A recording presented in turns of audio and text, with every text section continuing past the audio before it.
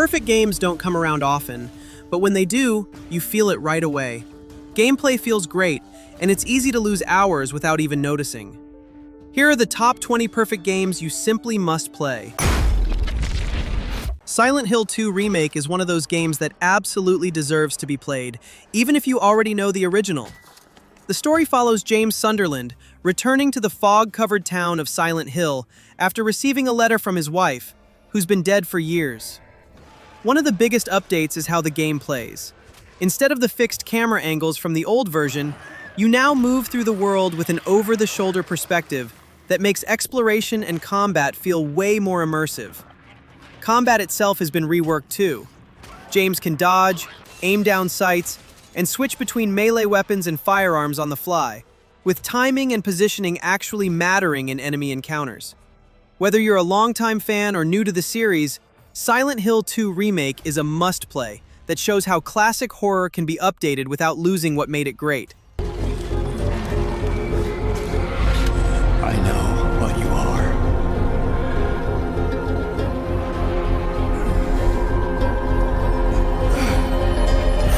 I know why I needed you.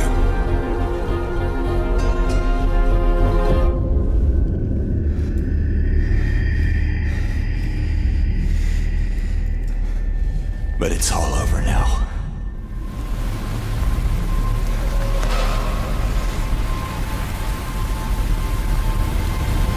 I don't need you anymore.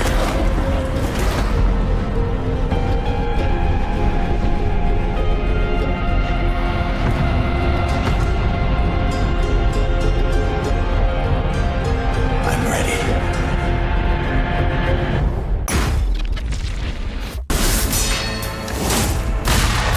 My lord, I have come for you.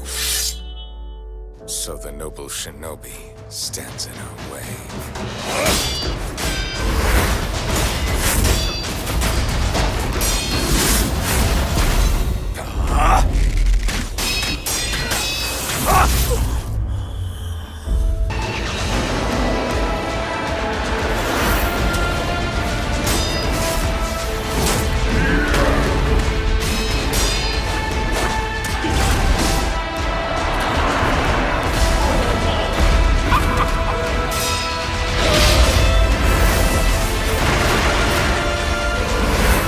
Sekiro, Shadows Die Twice, is one of those games that a lot of people talk about for a reason. It takes place in Sengoku-era Japan and follows a shinobi known as Wolf, who's trying to protect a young lord at all costs. Where Sekiro really stands out is the gameplay. Combat isn't about grinding levels or tanking hits. It's all about timing. You're blocking, deflecting, and breaking enemy posture instead of just draining health bars. Once it clicks, fights start to feel more like a duel than a typical action game. Movement is another big part of it. You're grappling across rooftops, sneaking around enemies, and choosing when to fight or avoid trouble. Sekiro is tough, but it's fair. Every loss teaches you something, and every win feels earned. If you're looking for a game that challenges you and sticks with you long after you finish it, this is absolutely one you need to play. Like a Dragon Ishin is one of those games you genuinely need to try, especially if you like action with a lot of variety.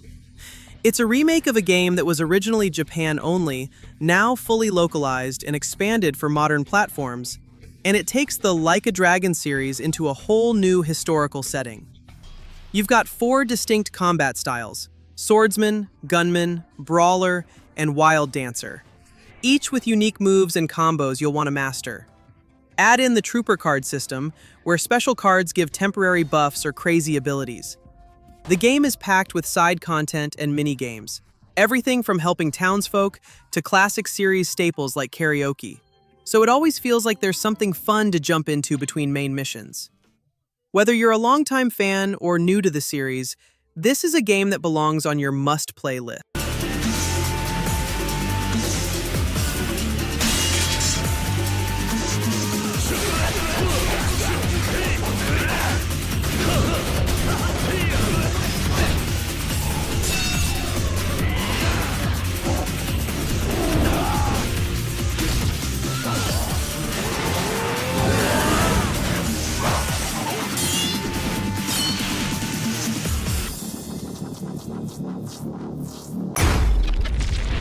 Days Gone earns a spot on your list if you're into open-world games with a strong sense of atmosphere. It takes place in a post-apocalyptic version of Oregon, years after a pandemic turned most of the population into dangerous creatures known as freakers. Gameplay mixes exploration, combat, and survival in a way that keeps you busy. You're constantly scavenging for supplies, crafting weapons, and maintaining your motorcycle, which plays a huge role in how you move around the world. Running out of fuel or getting caught at night can turn a simple trip into a tense situation fast. As the world opens up and the systems start clicking, it becomes hard to put down. If you like large worlds, survival pressure, and moments that genuinely raise your heart rate, this game absolutely deserves a spot on your list. Making for some deadly rides and intense horde fights. Windy trails, snow in the mountains and foothills will make the freakers even stronger and more dangerous. Survivor camps, choked off tunnels, explore the world of Days Gone at your peril.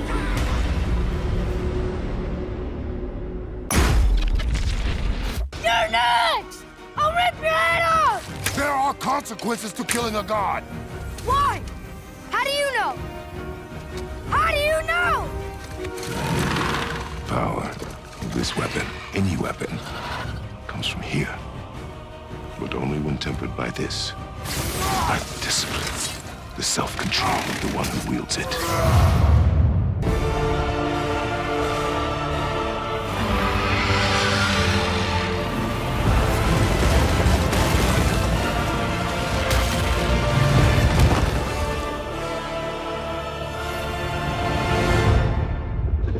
Can you kill something that big?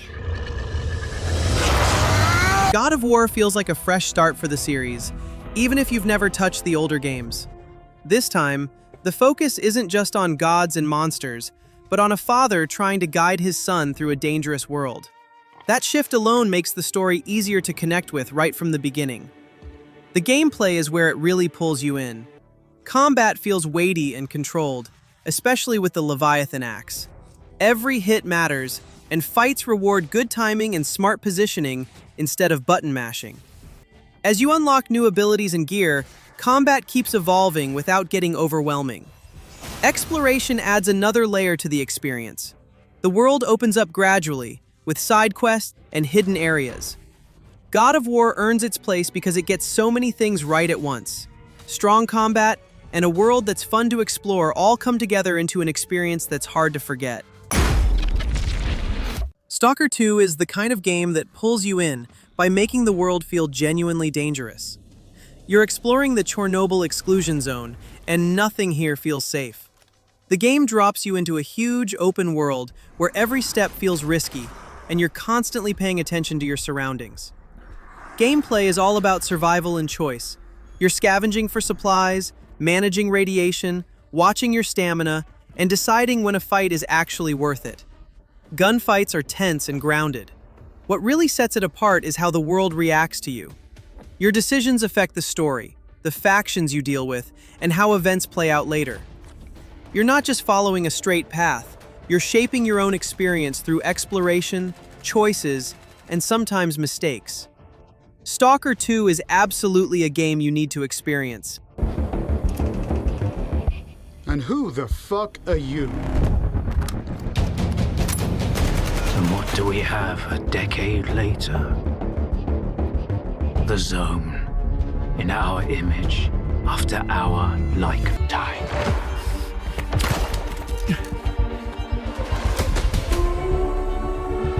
Name. I'm not looking to make friends. Skiff.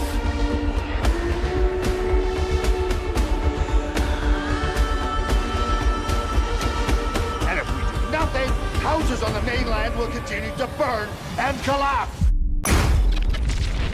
Kingdom Hearts 3 feels like a big payoff if you followed the series, but it's also just a really fun game on its own.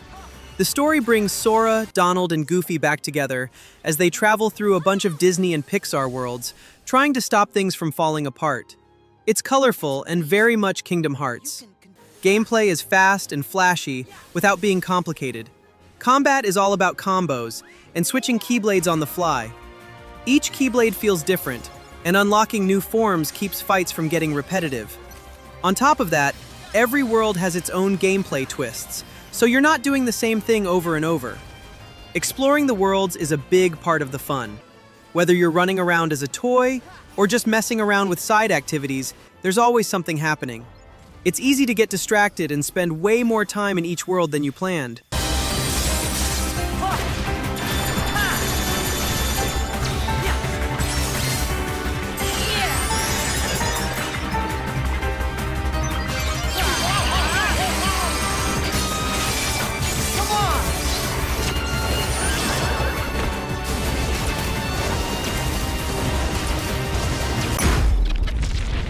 Resident Evil Village feels like a game you can't really skip if you're into modern action horror.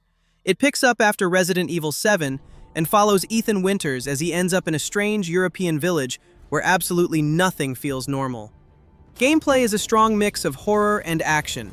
You're exploring open areas, looting houses, solving puzzles, and getting into tense fights where ammo and resources still matter. Combat feels smoother than RE7, with more enemy variety and better pacing, but it never turns into a full shooter. You still have to think before pulling the trigger. Resident Evil Village works because it balances story, atmosphere, and gameplay really well.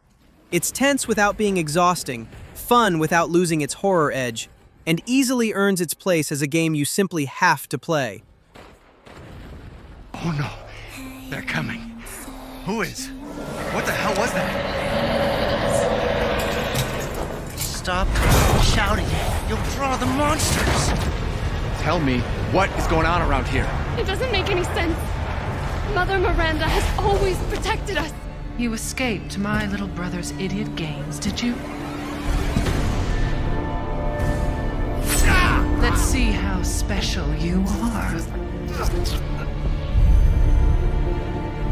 this all that's left? From your entire village? All that's left? There is no one left! We can bust out with this. Lycans and gentlemen, we thank you for waiting. And now let the games begin! There is no safe! Every sorry bastard out there has been ripped in half! Tomorrow we'll all be dead. No, let me go! Chris? What the hell? Why? Ethan Winters. Ethan Winters. Mr. Winters. Ethan Winters. Ethan. Poor Ethan. Ethan Winters. Welcome.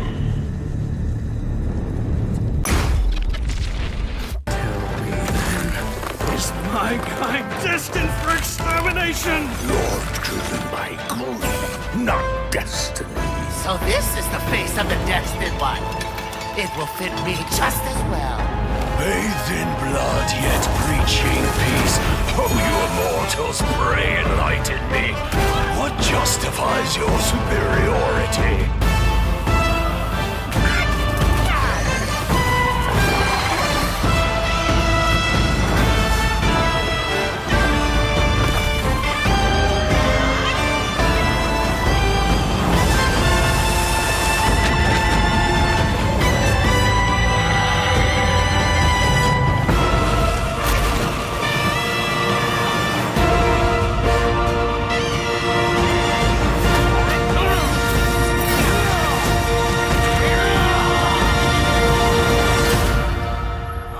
Sweet destiny. Black Myth Wukong is one of those games that immediately grabs attention once you start playing. It's inspired by Journey to the West, but it doesn't feel like a history lesson or a fairy tale. You play as the Destined One, moving through a dark, myth-filled world where gods, monsters, and legends are very real and very dangerous. Combat is fast, responsive, and heavily skill-based. You're dodging, countering, transforming, and using different abilities that keep fights feeling fresh instead of repetitive. Boss battles are a huge highlight, and they're tough in a way that pushes you to learn patterns rather than just spam attacks. Exploration also plays a big role. Levels are detailed and full of secrets, side paths, and surprises that reward curiosity. As you unlock new powers and upgrades, your playstyle starts to open up, making progression feel earned. Ghostrunner 2 is the kind of game that feels made for players who love speed and challenge. It takes everything from the first Ghostrunner and pushes it further, with a bigger world, more freedom, and way more ways to mess up if you lose focus. You're back as a cyber ninja in a brutal sci-fi world, trying to survive in a place that doesn't slow down for anyone. Ghostrunner 2 also adds more variety. There are new abilities, skill upgrades, and even motorcycle sections that change up the pace without breaking the core gameplay. Levels are designed to push you to play aggressively and keep moving, not hide or wait around. Ghostrunner 2 earns its place because it's pure adrenaline. It's challenging, stylish, and hard to put down once you get into the rhythm. If you like games that test your reflexes and reward precision, this is absolutely one you need to play.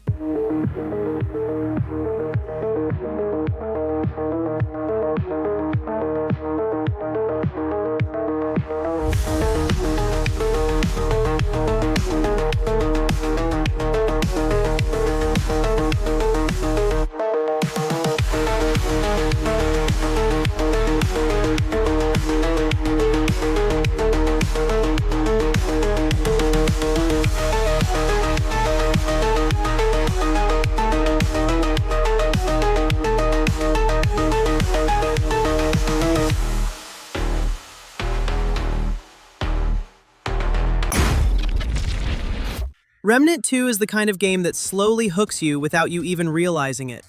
At first, it just feels like a tough third-person shooter set in some weird worlds, but the more you play, the more it pulls you in with its mix of combat, exploration, and mystery. Gameplay hits a really good balance. Shooting feels solid, dodging matters a lot, and enemies can punish you fast if you're not paying attention. You're constantly tweaking your loadout, trying different weapons, mods, and abilities to see what works best.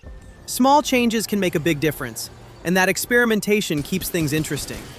Remnant 2 doesn't rush you, but it keeps giving you reasons to stay.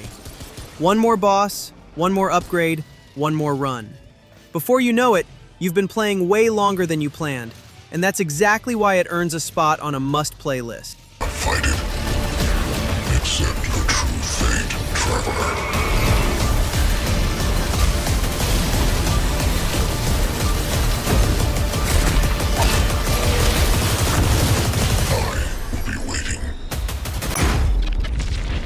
Kingdom Come Deliverance 2 feels like a game made for players who want something slower, deeper, and more grounded.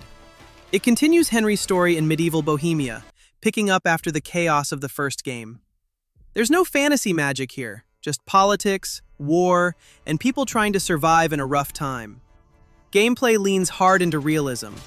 Combat isn't about button mashing at all. Sword fights are clunky at first on purpose, and you actually have to learn timing, positioning, and stamina management. At the beginning, you'll probably lose a lot of fights, but as Henry improves, you feel that progress in a very real way. Outside of combat, there's a lot to get pulled into. Quests can be handled in different ways, conversations matter, and your choices affect how people treat you. If you're into immersive RPGs that reward patience and attention, this is absolutely a game you should play. The ones I lost. No doubt you've got a cunning plan for us to get out of here, right? You chose a different path than I wanted for you. And maybe that's how it was meant to be.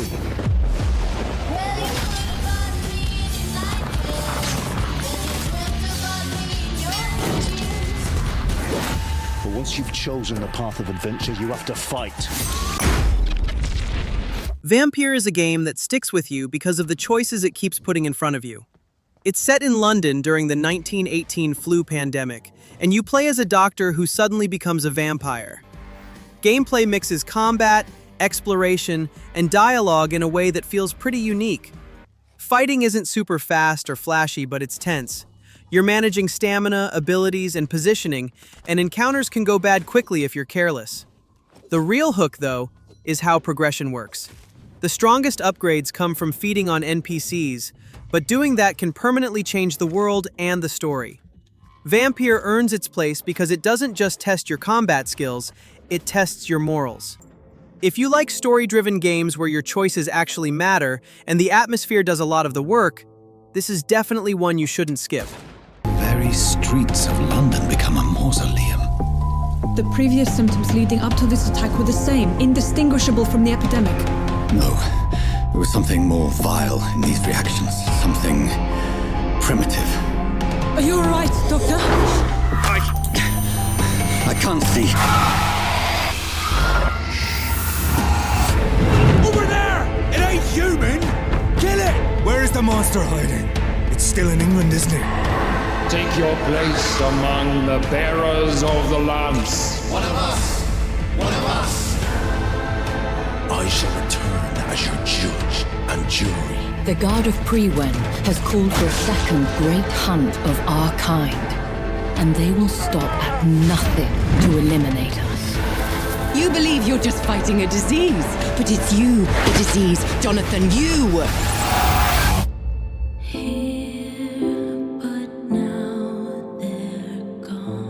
We stand upon the precipice. What prevails in the end, I wonder?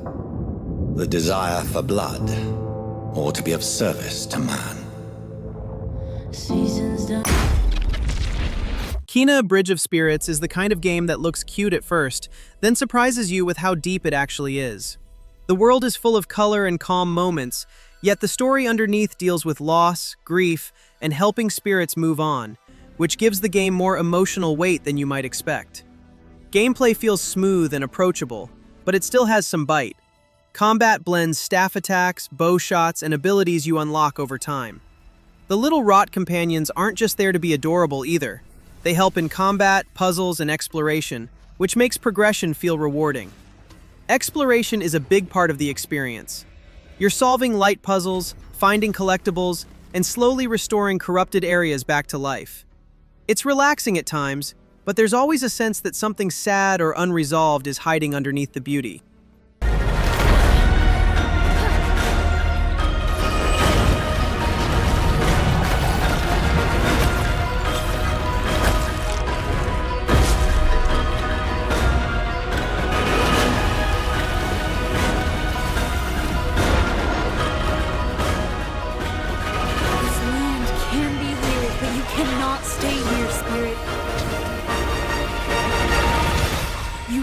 Move on.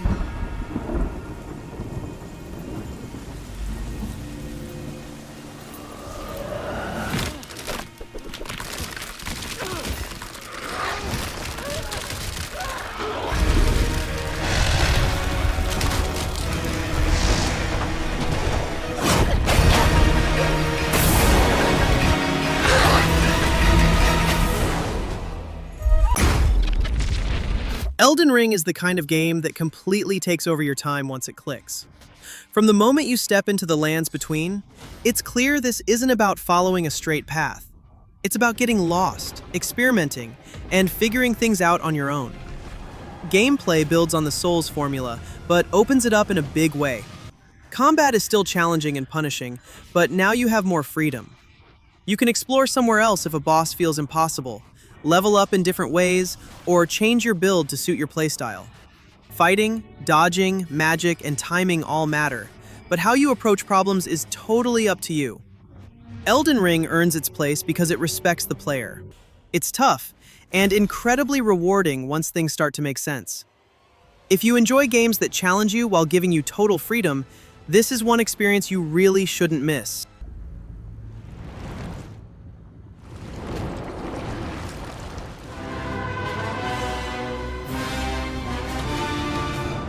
I pray that the guidance of grace abandons you. Why accept the burden of their grace, or be fooled by the dogmatic ramblings of the fingers? Rise with us, against the Erd Tree. Never met someone with a taste for brawn or contrast. We'd make good mates, I reckon. I bid thee, travel the path of the Lord. And once all is done, we shall see each other once more.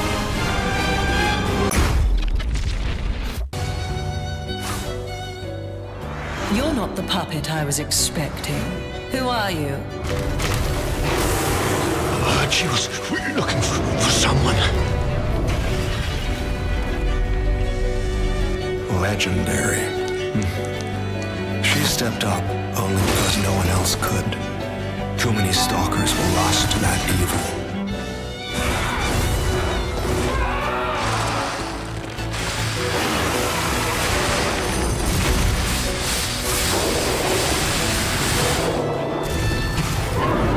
I'll do whatever it takes. Your survival is all that matters. Nothing else comes close, not even my life. I swear I won't be late. Lies of P takes a familiar Souls-like formula and gives it a really interesting twist. It's set in a dark, twisted version of a Pinocchio-inspired world, where a once beautiful city has completely fallen apart. Everything feels off in a good way. Exploration feels focused rather than overwhelming. Areas are carefully designed, full of shortcuts, secrets, and tough enemies that make progress feel earned. Boss fights are a big highlight, pushing you to really understand the mechanics instead of brute forcing your way through. Combat is tight and demanding. Timing matters a lot, especially with perfect guards and parries. Fights reward patience and learning enemy patterns instead of rushing in. The weapon system adds depth too, letting you mix blades and handles to create different playstyles, which keeps experimentation fun. It Takes Two is one of those games that reminds you why playing games together can be special. It starts with a couple on the brink of divorce who suddenly get turned into tiny dolls. And from there, things get weird fast. The setup is simple, but it gives the game a strong emotional hook without getting too heavy. Gameplay is built entirely around co-op, and that's what makes it shine. Every level gives each player different abilities, so both people always have something important to do. One moment you're solving puzzles together, the next you're in a platforming section or a boss fight that feels completely different from what you just played. It Takes Two earns its spot because it's fun, creative, and surprisingly heartfelt. If you have someone to play with, this is one of those games that's not just good, it's genuinely memorable. Dr. Hakim, they have to stay together. Gotta work overtime. You can't just give up. I wish you could be friends again. What? Are you ready for the roller coaster ride of your life? No.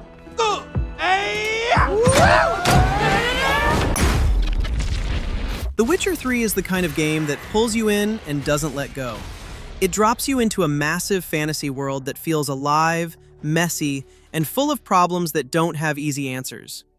You're following Geralt of Rivia on a personal journey, but along the way you get wrapped up in wars, monsters, and stories that feel way more human than you'd expect. Where the game really shines is in its quests. Side missions don't feel like filler. Many of them have better writing and tougher choices than main stories in other games. Decisions you make can come back hours later, sometimes in ways you don't expect, which makes the world feel reactive and real. The Witcher 3 earns its reputation because everything comes together so well. The world, the characters, and the freedom all work in sync. It's not just a long game, it's a memorable one, and that's why it absolutely belongs on any must-play list. The fire burns! The fire cleanses! Your life is yours exclusively. You choose who you are. And that's why I can't let this go. My daughter Cirilla, she's in danger. You will find her and bring her to me. Gotta save Ciri, whatever the cost.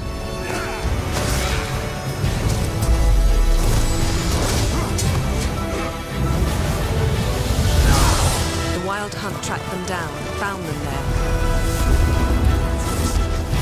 Elder blood flows in Ciri's veins,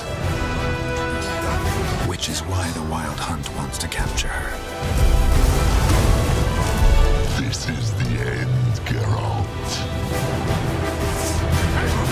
It's just the beginning. Batman Arkham Knight feels like the perfect payoff for the Arkham series. It takes place on a massive, open version of Gotham City that's been completely evacuated, turning the whole place into Batman's playground. From the start, the game makes you feel like you're dealing with Batman's biggest threat yet, with the city under siege and enemies everywhere. Gameplay builds on what the series already did well and makes it smoother. Combat is fast, fluid, and all about timing, counters, and crowd control. You can jump between enemies, use gadgets on the fly, and clear out rooms in a way that really makes you feel like Batman. Stealth sections are just as important, especially when you're picking enemies off one by one. Batman Arkham Knight earns its place because it delivers a polished, complete experience. It looks great, and really makes you feel like Batman from start to finish. The hero knows he cannot defeat danger, but for a moment, he can free others from fear. Let those left behind find hope in his sacrifice. Let those who knew him well speak of his fierce loyalty, unwavering convictions, and when the time came, his ultimate willingness to give all. Legends live on. Only man comes to an end.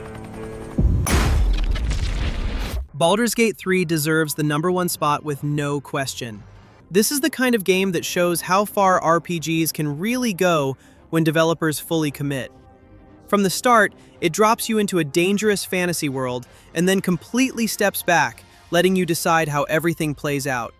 What really puts Baldur's Gate 3 above everything else is how alive the world feels. Characters remember your choices, companions have real personalities, and even small decisions can snowball into huge consequences hours later. The gameplay gives you insane freedom. Combat is turn-based, but it's creative and never boring. You can fight straight up, talk your way out, set traps, use the environment, or do something the game clearly didn't expect but still allows. Almost every situation has multiple solutions, and the game actually reacts to what you do. Weave the very fabric of the universe itself. How would you feel about helping me kill some evil bastards?